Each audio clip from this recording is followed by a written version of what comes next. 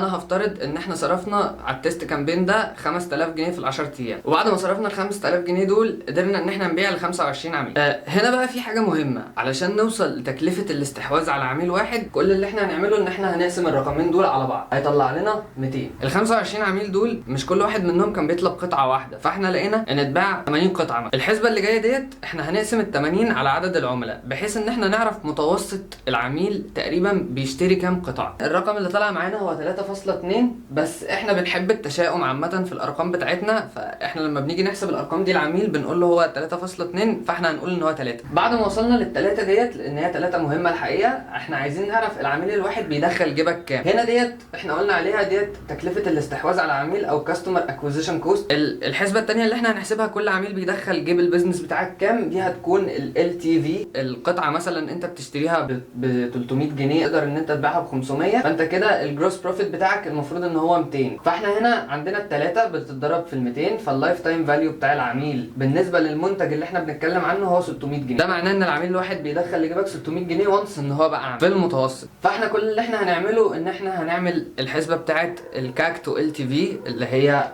هقسم الكاك على ال تي في بتاعي، هيبقى 200 على 600، هيبقى 1 ل 3، بمعنى ان انت كل جنيه بتصرفه بيدخل قصادك 3 جنيه.